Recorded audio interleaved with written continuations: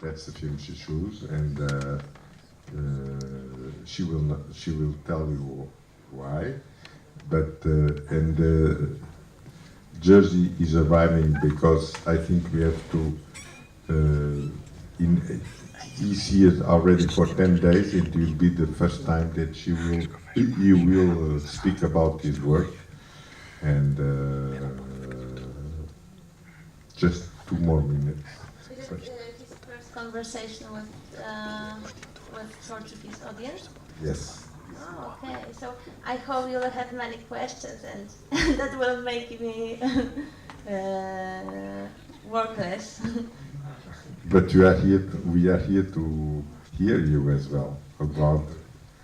Okay, but I hope that you will have a lot to say about this movie, because I'm really curious what is the perception of this movie here. For me, it's the city where I live, and all the actors are people who I know personally. So for me, it's a movie that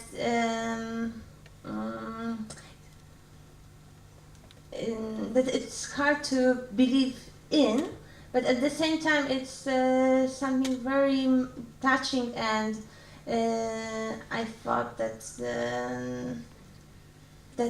I could confront my view of Warsaw with Jerzy's view of Warsaw as well, because I think that Warsaw is not very realistic in this movie, but let's wait for him. Okay. At the same time, I can already tell to announce that on Sunday night at 9 o'clock will be another vision of Warsaw by Piotr Andrzejewski, great pianist that is here with us, and he will show for the first time in public a film we made about Warsaw called Je m'appelle Varsovie, and there will be a discussion as well about Varsovie at that moment, and I hope we can hear Dorota to read some of his work in Polish. These are gossips. Because Piotr is very surprised that he is going to play the piano. He doesn't know everything about it. He knows everything, but he forgets sometimes, you know. Anyway, you know, Piotr. I have 2 days to convince you. That's another problem.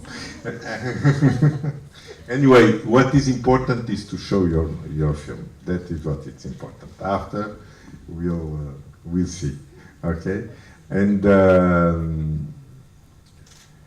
there is as well a great, I think, Polish artist Christian Lupa that is arrived today and will join us at dinner.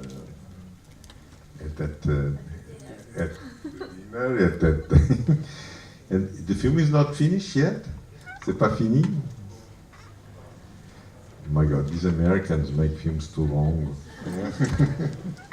That's the problem. Because it was the last opportunity that Jerzy had to see this film. He's here. Jerzy Skolimowski.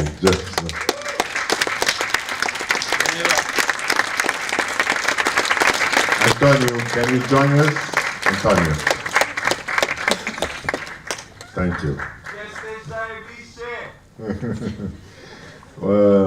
Okay, you need some time after the film? No. I'm ready for anything.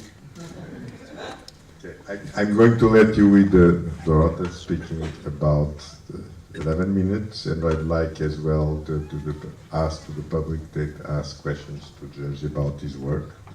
I think we had the opportunity here of seeing all the work except one film of Jerzy Skolimowski, even if some of the films he will prefer not to show, that's what they tell, but that will tell you, not to me.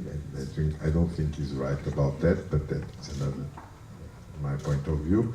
But I let the conversation goes on with Dorota in Jerzy, and then Antonio is taking care of this as well, because sometimes when I make the programs I forget that that I have to be in two places at the same time. Now I go upstairs to another discussion I have to do. Thank you. Okay. My conversation with Jerzy will be quite short because I think that I saw a video on YouTube today with some kind of interview with you, which starts with your words, "Let's start the torture," and I wanted to ask about it.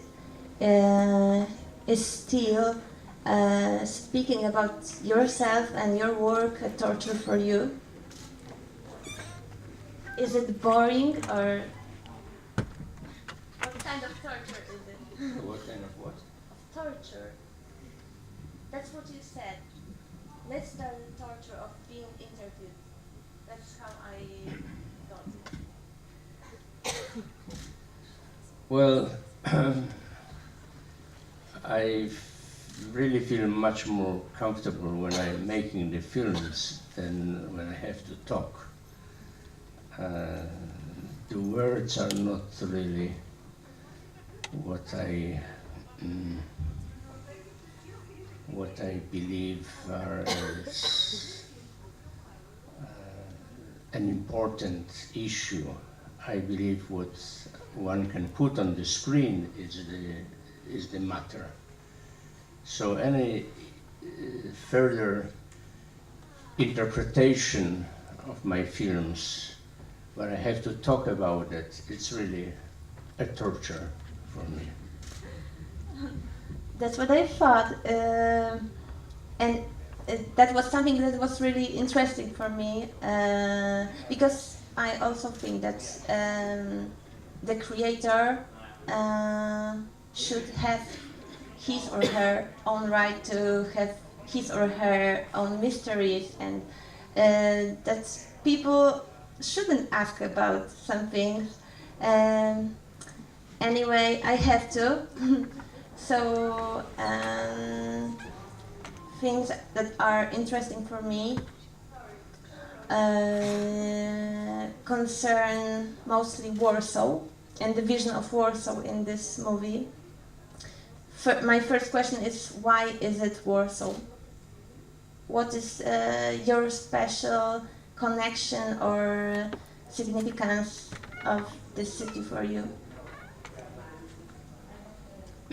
Well, it could be any place, actually. You know, this story could be played as well in Lisbon or New York or London or wherever, Moscow. It is Warsaw because this is the most comfortable place where I can shoot the film. I have a great support of the institution, which is called Polish Film Institute, which gives me half of my budget, you know, so it's located in Warsaw. So obviously it obliges me to stay there. But as I said, it's quite it's a story which could be done anywhere. So if I'm offered some money from Lisbon, I would shoot it here, no problem. Okay, but it's a very cruel answer to this question. But there is some. I think there is something very some kind of symbolic that is very special for Warsaw. For example, this 5 o'clock. Is there any connection to this famous 5 o'clock during Warsaw Uprising? or is it by accident? By accident? No, it's not an accident, because in the whole film there are many allusions and symbols which are more or less hidden or half hidden, or for some people they are obvious. Of course, for the international audience, the 5 o'clock in the summer afternoon doesn't mean anything is special, or is it just a tea time, yes. But there are many symbols there in the film. I don't know how many of you noticed the man with the cross. One person. That's 2. That's great. 3. That's your great audience, I must say, because it is very well hidden. You know, when the ambulance comes to the to the door of the pregnant woman, for a split second you can see the man carrying the cross there. There is also a cross in your film at the back of there? Oh yeah, I have some crosses in the past too, right. But I have a question to one of the members of the audience here. Among you, there is a famous Polish pianist, Piotr Andrzejewski, and I wanted to ask him, how did you like the music of this film?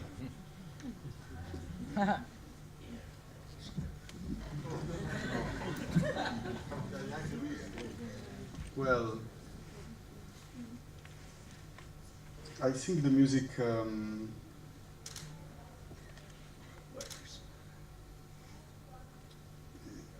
it's not a music I relate to, basically, very much. I found it violent, but suiting the images and sort of working with the images, actually. And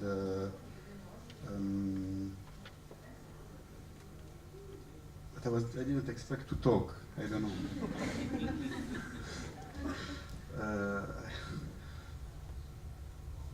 I don't know what to say.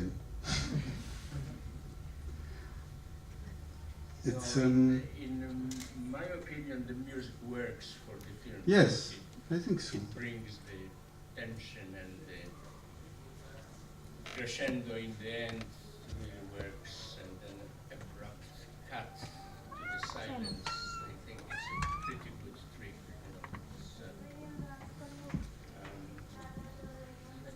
One more question to you. Sure. Because I was really curious, this voice that says that these are last moments and you can't fix anything anymore. Is it your voice? I mean, on some moment there is a voice saying that this is our last moments, these are our last moments and you can't fix anything anymore. Is it your voice? Yes, it is. Yes. Okay, and on some moment there is Andrzej Chyra on the screen, and there is your face on some kind of screen, or it's in the front of the hotel. There is your face, your. No, the face is not mine. The voice is mine. You look. So you are kind of god of this world. Well, the film director is a god of his film, you know, so I was kind of underlying that fact. And yes, the most important sentence of the film, which you can't repair anything, it's too late. It is being written by myself and spoken by myself. But I didn't want to use my face. I kind of I hired the actor, which looks very much like the famous Polish painter Opałka. I don't know if you know. Yes, yeah, yes, with a very white hair, and he always dresses in white. And he is famous because practically all his life he was painting the numbers, starting with 1, and then 2, 3, 4, 1,000, 2,000, 10,000. He made it, I think, several hundreds of paintings with a little numbers on it. There is some idea in it, although it sounds dull, but I thought that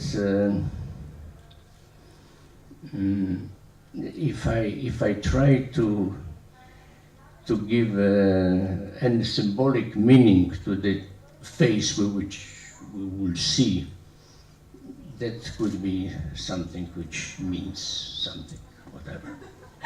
Something which means something.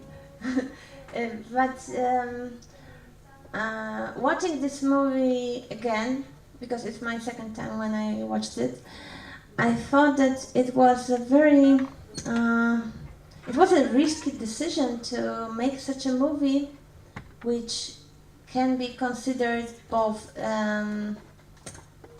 genius or completely banal. I mean, this metaphysics is so brutal, I would say, so general and big. I don't know how to put it to words, but it can mean everything or nothing. It's a very risky move to make such a movie. But at the same time, I heard that you consider 11 minutes your best movie or your most important movie. I am still under impression that 11 minutes is it's a very, very important movie of what I have done so far. I try something different, This movie has a kind of an unusual structure. I can only quote a friend of mine, whom you know very well. It is Roman Polanski, who had seen the film some time ago, and he said, I have a problem when I'm going to the cinema to watch the film, because after 10 or 15 minutes I know everything. I know what is going to happen, how it's going to end, and actually I'm pretty, it's boring. With this film, I didn't have a fucking idea what's going on. And it works in the end. That's what he said. The same with me. I really didn't know what would happen, but I heard many opinions that the structure is naive or banal. But this was really very surprising for me because, but I'm a really naive spectator. Maybe Roman Polanski is a naive spectator too. So I'm running out of questions, but I'm really curious what questions you have after watching this movie.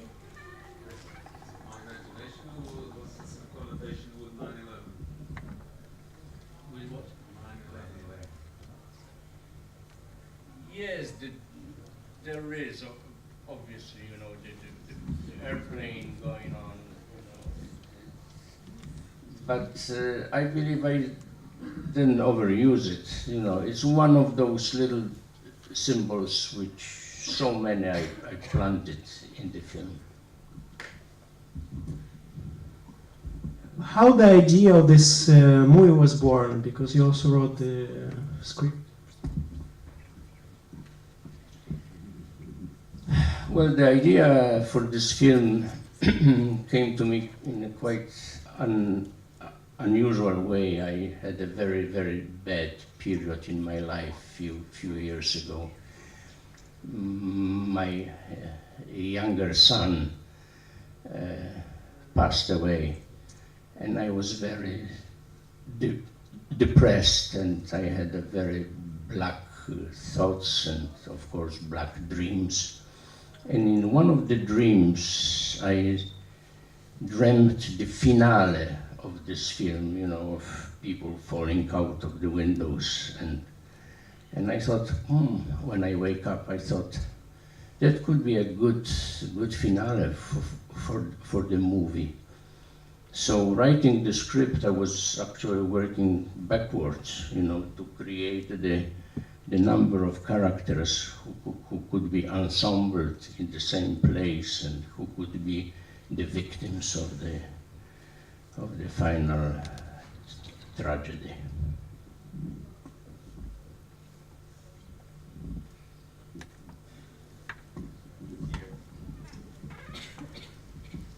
Hi, we are in the 11th day of the 11th month, and we are seeing the 11. So it's a simple question. What is for you the 11 number? In the numerology, 11, it's connected with death. But I've chosen it for practical reasons. I counted how many characters I have in the picture and how many minutes I can devote for any of them. So I sort of calculated if I have like 12 characters and each of them would have, I don't know, 6, 7, 8 minutes, which would create the full feature film, anything between 80 to 90 minutes. So I thought how long or how short this action could be. It could be 10 minutes, but then I thought 10 is too symbolic number, you know, 10 commandments and, you know, things like this. 12, it's again 12 apostles, 12 months. 13 is too much of a, you know, number which is connected with some bad luck. So 11 was actually the best out of those numbers. And I also like it graphically, you know, it's a very nice two identical numbers. And this is why I've chosen number 11.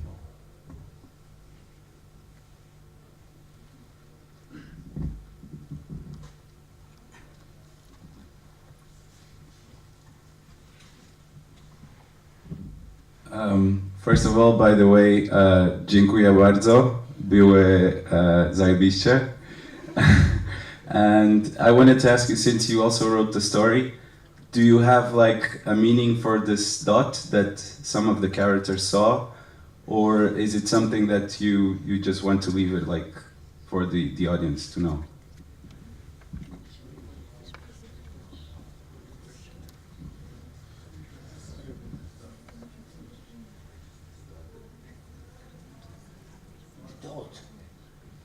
Oh yeah, right. Yes, it's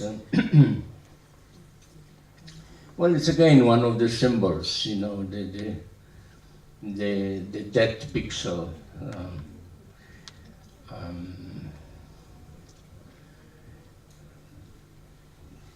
I don't know. It's a kind of poetic symbol, which I don't think I can explain in words. It looks much better on the screen than whatever I can tell you about it.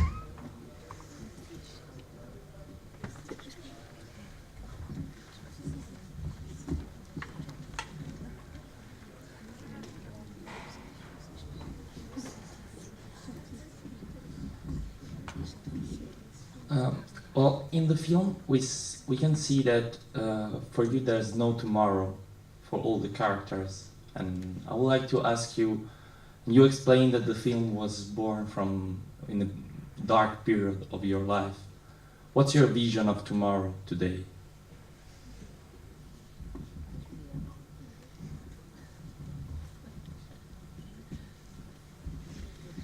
Well, definitely I am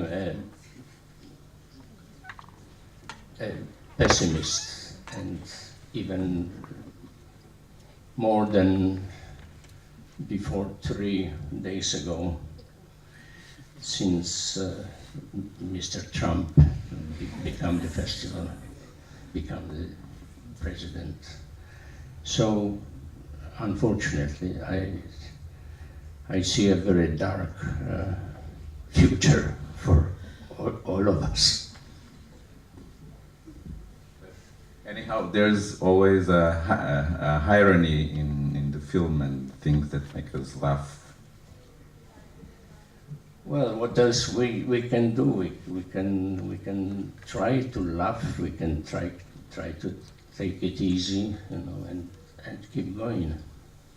How else we can manage? No. Thank you very much for coming.